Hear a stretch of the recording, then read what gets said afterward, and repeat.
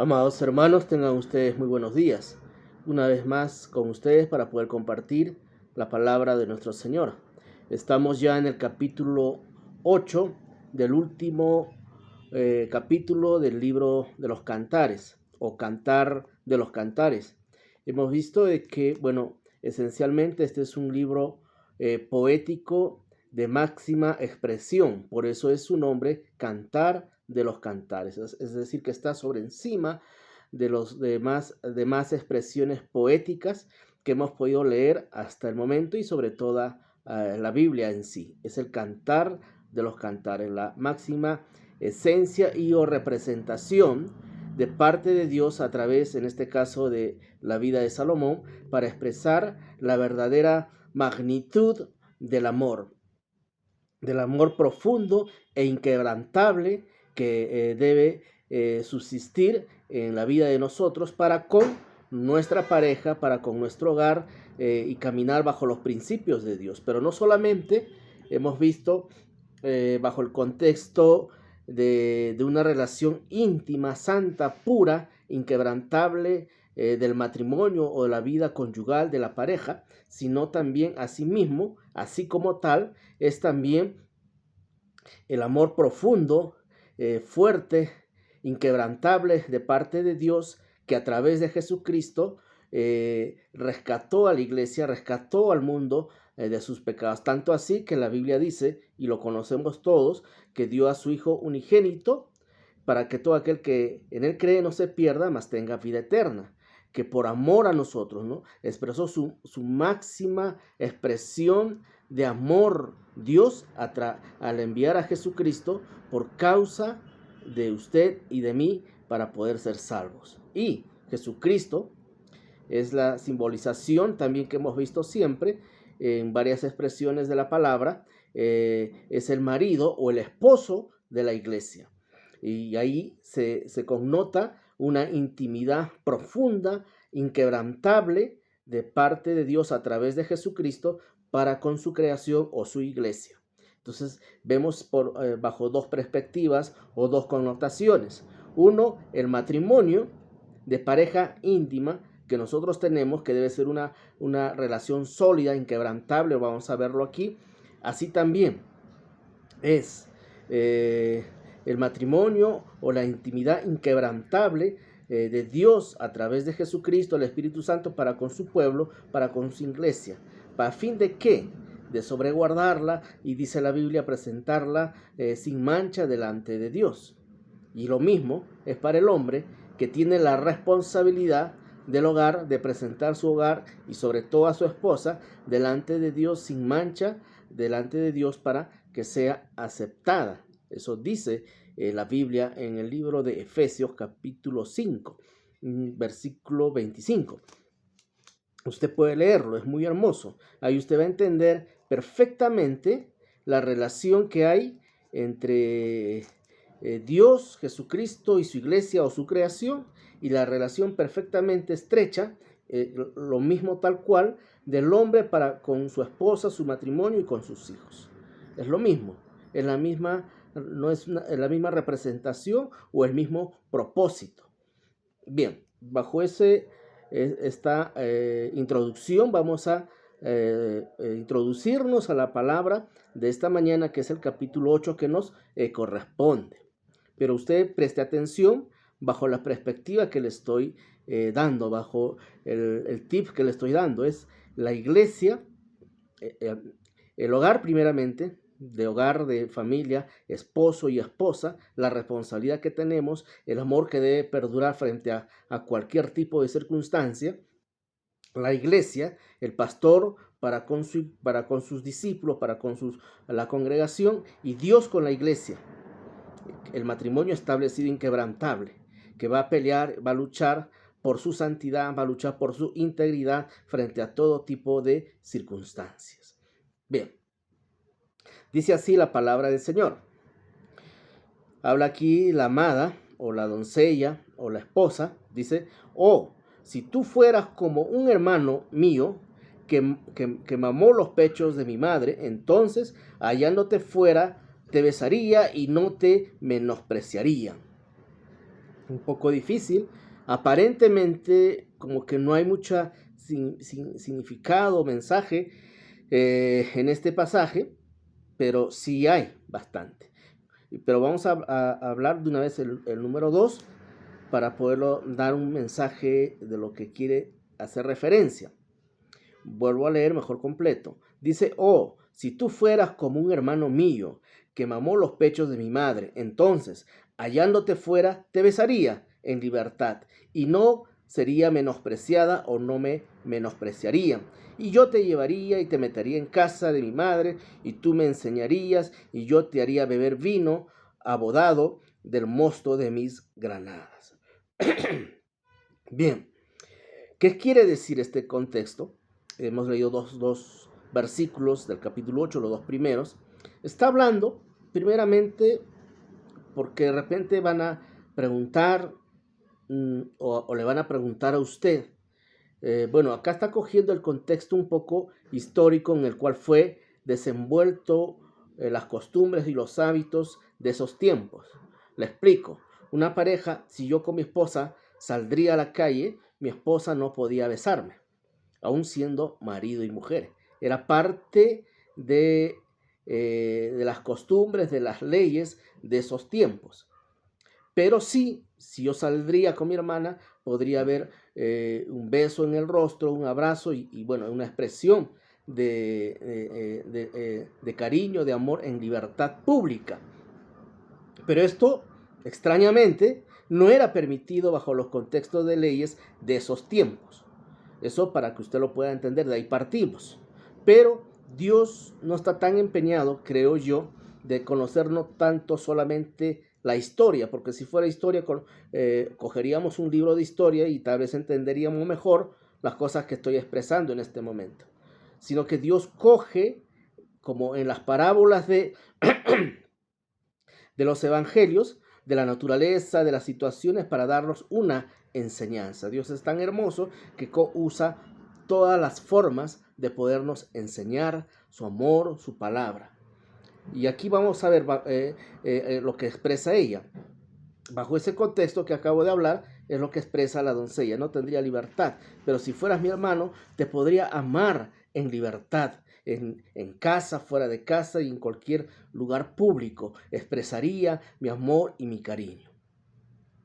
Pero bajo el contexto de un mensaje espiritual de parte de nuestro Señor Jesucristo, es también que en esos tiempos se cuidaba mucho el asunto y el tema, y eso lo hemos visto en los primeros libros del Antiguo Testamento, el sobreguardar el credo, sobreguardar el pueblo y no pueda contaminarse con otros pueblos. Entonces era mucho mejor que pudiera ser dentro de la familia misma y pudiéramos casarnos para que sirvamos a un solo Dios, los mismos hábitos, las mismas costumbres. Y eso lo hemos visto en el Antiguo Testamento, aunque muchos hombres de Dios buscaron mujeres fuera, y aún mismo Salomón. Si vimos en el principio, cuando él asume la responsabilidad de dirigir al pueblo, él buscó una esposa extranjera, y eso no estuvo tan correcto. Entonces el hombre, de una u otra manera, ha buscado siempre sobreguardar sus hábitos, sus costumbres. Y si lo llevamos al contexto de la actualidad, la Biblia también lo dice, nosotros no debemos entrelazarnos con los que no son de nuestro credo, no debemos mezclarnos con otros tipos de personas que no comparten nuestros principios del Evangelio. Eso no debería ser. Debemos ser de la misma iglesia.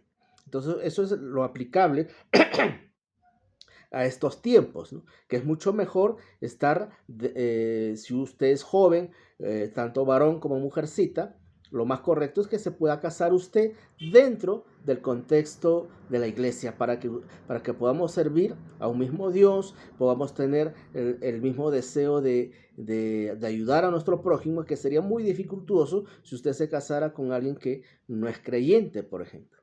Entonces, y la iglesia eso es lo que procura hacer, en los jóvenes que ya tenemos dentro de la iglesia, siempre hablarlos que no debe existir el yugo desigual.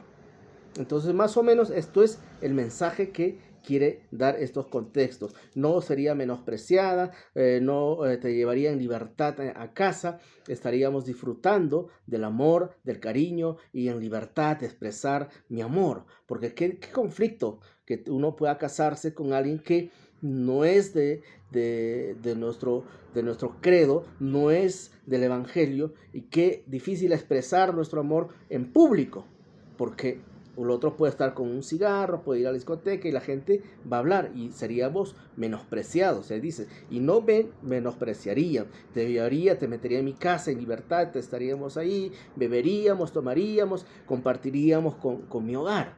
Entonces ese es el mensaje que la iglesia hoy debe procurar que los jóvenes, hombres y mujercitas, deben casarse bajo el mismo principio al cual nosotros hemos crecido y hemos sido formados. En el Antiguo Testamento, de repente un poco no se practicaba esto porque recién el tema de la expansión del pueblo de Dios se estaba dando. Entonces por ahí habían algunos matrimonios entre familia. Eso lo podemos estudiar y el pastor puede dar muchas luces en ese sentido. Y aún se conservan estos tipos de pensamientos hoy en la actualidad, pero de una manera desordenada, porque ahora el pueblo de Dios es grande. Por ejemplo, yo estoy viajando bastante a la selva y viajo a las comunidades nativas. Y los nativos, por ejemplo, procuran que todos se casen entre ellos mismos. Yo imaginaba esto antes de leer, de introducirme en el estudio de este capítulo 8 de Cantar de los Cantares, y decir, ¿y cómo habría sido en los principios de la vida cristiana? Porque ellos procuran mantener su credo, sus hábitos, sus costumbres, sus propias leyes, procurando que el matrimonio sea entre ellos. Pero la dificultad que ellos tienen es también que la comunidad es pequeña. Entonces, se unen entre primos, entre sobrinos, y ahí nomás está la familia. Y bueno, es un poco triste porque bueno, vemos que no tienen oportunidades, bueno, ese es otro tema, ¿no? Que viven ahí por el tema de conservar su raza, conservar sus principios, sus formas, sus hábitos, sus costumbres. Tal vez algo parecido debió ser al principio de la vida cristiana, pero hoy es muy diferente. Hoy es muy diferente porque el pueblo de Dios ha crecido, el pueblo de Dios, gracias al Señor, se ha multiplicado y podemos establecer este tipo de relaciones, pero dentro del contexto de la palabra, dentro del grupo o la familia en Cristo. Bien, no quiero extenderme más, ese es el mensaje de estos dos primeros versículos. La relación que debe haber entre o cómo deberían casarse nuestros jóvenes bajo los principios de la palabra y dentro del pueblo de Dios, para que su servicio, su amor al Señor no sea quebrantado, no sea avergonzado y no sea menospreciado, como dice, ¿no? Y no menospreciarían entonces. El versículo 5 habla el poder del amor. Acá estamos hablando, ya el título mismo lo está haciendo referencia, el poder. Hay un poder inquebrantable en el amor. Recuerde usted que Jesucristo, o Dios envió a Jesucristo por amor, dice, por amor a nosotros, por amor a su creación. Es la muestra más expresiva del amor de Dios por su pueblo. Enviar a su Hijo por usted y por mí a que muriera por culpa suya y por culpa mía. Ese es el poder del amor. Dice, ¿quién es esta que sube del desierto recostada sobre su amado? Debajo de un manzano te desperté, ahí tuvo tu madre dolores y tuvo dolores la que te dio a luz. ¿Qué está expresando aquí?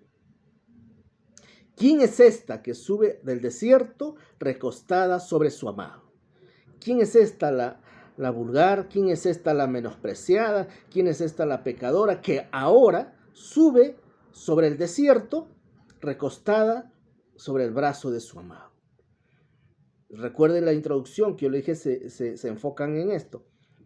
Está haciendo referencia, bajo dos contextos que al final son lo mismo, acerca del amor de Dios para con su pueblo, para el menospreciado, para el pecador que salva y rescata del pecado, que tuvo vergüenza en su vida pecaminosa, fue menospreciado o menospreciada y ahora va, dice, recostada sobre su amado. ¿Quién es él? Sería el amado, sería Jesucristo. Aquel que nos rescata y nos libra de los yugos de esclavitud, de la condenación del pecado, de la condenación del mundo, que juzga y mira y hace burla del pecador. Dice, ¿quién es esta ahora que sube del desierto recostada sobre su amado? El desierto es todo aquello que uno tiene que transitar para ser libre de las cosas del mundo que una vez practicamos. Pero quien nos acompaña es Jesucristo en ese tránsito de ser libres y llevarnos a los pies del Señor. A eso se está refiriendo. ¿Quién es esta ahora que sube sobre el desierto recostada sobre su amado? Bueno, abajo hace referencia a los dolores de parto. Los dolores de parto en Gálatas, me parece, Pablo hace referencia, hijitos míos, por quienes vuelvo a tener dolores de parto, a fin de que ustedes sean convencidos, sean entregados, sean rendidos a los pies del Señor. Es lo mismo. El sacrificio que Dios a través de Jesucristo o Jesucristo ha hecho y lo sigue haciendo día a día, vuelve a tener dolores de parto por causa de usted y de mí para ser conllevados a los pies del Señor, de Dios. Lo mismo es el hogar, lo mismo es el esposo. Usted y yo, que somos esposos, tenemos la responsabilidad de conllevar a nuestra amada, abrazarla, no sea avergonzada, no sea menospreciada, como leímos al principio de los 2 primeros versículos, por el mundo que pueda señalarla. Es nuestra responsabilidad sostenerla, es nuestra responsabilidad llevarla a los pies del Señor, es nuestra responsabilidad la santidad de nuestra esposa. Lea usted, le recomiendo mucho, lea usted Efesios capítulo 5, versículo 25, o todo ese capítulo en todo caso. Es muy hermoso y lo va a comprender mejor lo que le estoy tratando de explicar en esta mañana. Es la responsabilidad como esposos y esa relación tiene que ser inquebrantable, indomable, frente a todas las circunstancias que vienen enfrente y frente a todo aquello quienes nos quieran hacer recordar nuestro pasado. Es más, aquí dice, ponme como un sello sobre tu corazón, como una marca sobre tu brazo, porque fuerte es como la muerte el amor. Qué tremenda declaración. ¿Qué está queriendo decir esto? En el Antiguo Testamento, los sellos, tanto del anillo, tanto de un tampón que podamos tener, normalmente era el anillo, sostenían nuestra palabra sobre un papel, sostenían nuestros decretos si éramos reyes, si éramos sacerdotes, y esos decretos y esa palabra sostenida en un sello de un anillo sobre un documento era inquebrantable, era ya imborrable, perpetuo y permanente. Eso eran los decretos, eso eran los sellos. Pero acá dice la amada, ponme como un sello sobre tu corazón, como una marca sobre tu brazo, para que sea visible. Uno es dentro del corazón, visualice usted, dentro del corazón, ponme como un sello, que nadie pueda borrar, que nadie pueda quitarme de ti. Eso es la relación que Dios hizo y estableció a través de Jesucristo para con nosotros. Eso es inquebrantable. Aquel que declara y se somete y se arrepiente y se entrega al Señor, eso ya va a ser inquebrantable. Nadie va a poder quitar aquello, salvo que tú voluntariamente retrocedas. Pero en el caso de pareja es lo mismo. Es la responsabilidad que tenemos. Poner a nuestra esposa como un sello dentro de nuestro corazón y como una marca aquí en nuestro brazo, visible en el brazo derecho, para que la gente vea que esta mujer tiene un marido, esta mujer tiene alguien que la sostenga, tiene alguien que la defienda, tiene una cabeza, tiene un hogar, está establecida, no más con la vida pasada, no más con las acechanzas en futuro que podamos tener enfrente. Está el esposo, está Jesucristo, está el esposo natural como usted y yo para defender a la esposa, para defender la iglesia. Y asimismo Jesucristo está para defender su iglesia al mundo del pecado. Bueno, continuemos. No sé si me estoy dejando entender, un poco complicado, iglesia. Por eso todo esto es tan fuerte, dice, como la muerte es el amor. A la muerte ya no hay nada que usted pueda hacer, salvo una intervención sobrenatural de resurrección. Pero acá está hablando, es tan fuerte como la muerte, es inquebrantable, ya no hay retroceso. Igual es el amor, igual es la responsabilidad que usted tiene como marido frente a su esposa, frente a su hogar. Igual es la responsabilidad que Jesucristo tiene para con nosotros de salvarnos, ya es inquebrantable, ya no hay retroceso. Son tan duros como el Seol los celos, sus brasas de fuego fuerte llama. Así también es el amor, y mucho más fuerte de lo que acaba de expresar Salomón a través de duros como el Seol los celos, sus brasas de fuego de fuerte llama. Las muchas aguas, dice, no podrán apagar el amor. Las muchas aguas de todos los mares juntos no podrían apagar el amor que nosotros debemos de tener para con nuestra esposa. No apagarán el amor que Jesucristo dio su vida por causa de nosotros. No podrán apagar el amor del Padre para con su creación. Ni lo hagarán los ríos si diese el hombre todos los bienes de su casa por este amor, de cierto lo menospreciarían. El hombre es como Jesús o Dios dejó todo enviando a su Hijo Jesucristo, hecho hombre y no Dios, y dio todo por causa de nosotros. Asimismo nosotros debemos dar todo por nuestro hogar, por nuestra familia. Asimismo también, los pastores, la iglesia, deben de dar todo por la salvación de las almas, por llevar a la iglesia a la santidad de Cristo. Bueno, ese es el mensaje hasta ahí. Voy a avanzar más rápido, salteando un poco, me estoy excediendo el tiempo. Ese es el mensaje ahí. Lean, vuelvo a decir, Efesios capítulo 5. 5:25, ahí hay pasajes muy bonitos. Dice, por otro lado, tenemos una hermana, hablando ya de las responsabilidades que tenemos, escuche bien, dice, tenemos una pequeña hermana que no tiene pechos. ¿Qué haremos con nuestra hermana cuando de ella se hablare? ¿Qué está hablando aquí? Está diciendo, tenemos a alguien pequeño dentro de la iglesia, o pequeño dentro del hogar, un adolescente, porque está hablando que no tiene pechos, que está en un proceso de formación física. Pudiéramos estar hablando de parte de Dios a través de Jesucristo con alguien que recién está empezando a conocer la vida, a conocer la palabra. ¿Qué haremos con nuestra hermana cuando de ella se hablare? Si ella se corrompe, si ella se perdiere y la gente empiece a murmurar y la gente empezara a hablar de esta hija, de esta hermana dentro de la iglesia o dentro de nuestro hogar, si usted tiene un adolescente. ¿Qué haremos cuando de ella se hablare? Pero, dice, si ella es muro, entonces edificaremos nosotros sobre él un palacio de plata. Si fuere puerta, la guardeceremos, la cuidaremos con tablas de cedro. ¿Qué está queriendo decir? Si ella, esta adolescente, es muro, es fuerte, inquebrantable, ha cogido el tema y ha entendido los principios de la palabra del Señor, va a ser fuerte, va a ser muro. Entonces nosotros, ¿qué haremos? Dice, edificaremos un palacio de plata sobre ella. O sea, hay que alimentarla, hay que tratarla como una princesa, hay que llevarla a los caminos del Señor. Pero si fuere puerta, ¿qué es puerta? Es alguien que todo el mundo abre y entra.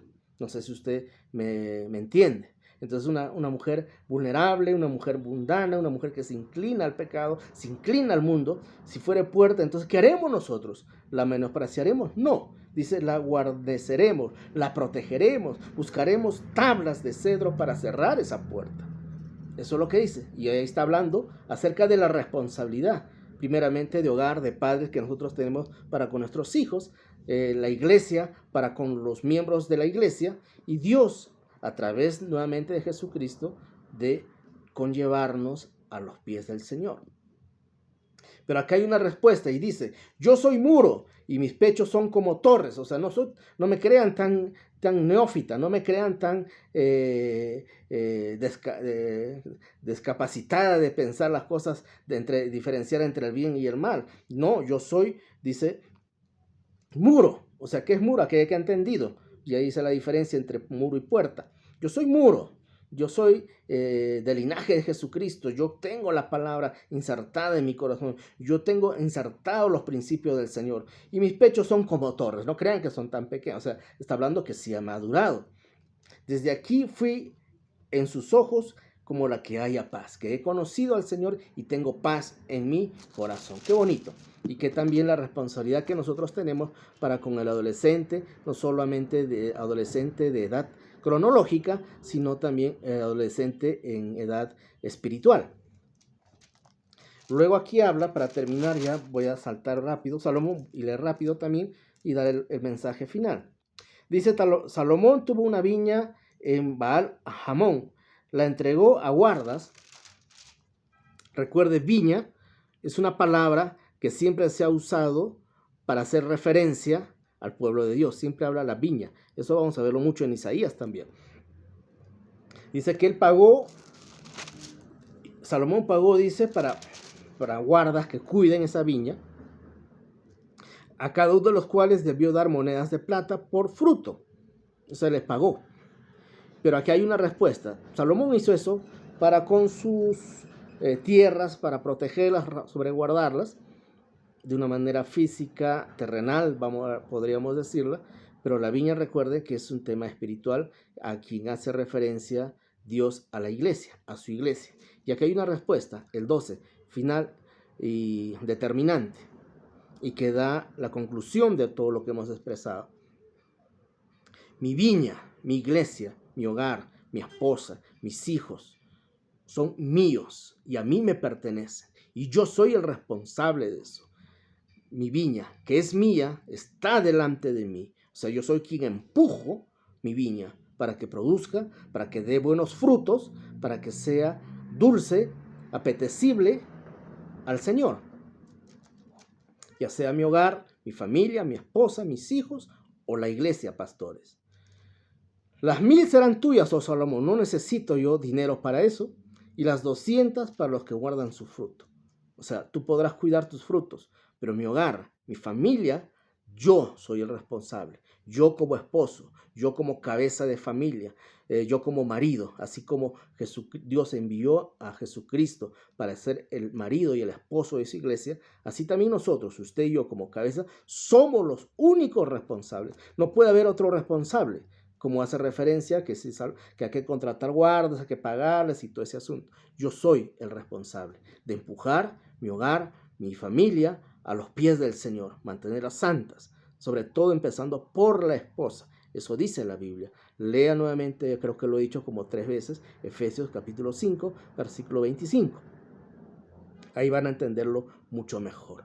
Entonces, iglesia, no solamente cantar de los cantares, mucho se ha visualizado como un tema íntimo de sexualidad, sí hace referencia a ello, pero también es mucho la intervención de Dios a través de Jesucristo y la similitud en responsabilidades que nosotros tenemos como Jesucristo. Así también como Jesucristo dice, dio su vida por su iglesia, así también nosotros debemos dar nuestra vida por nuestro hogar, nuestra familia, y conducirlas y presentarlas santas, perfectas, a los pies del Señor. Que tengan buen día, iglesia.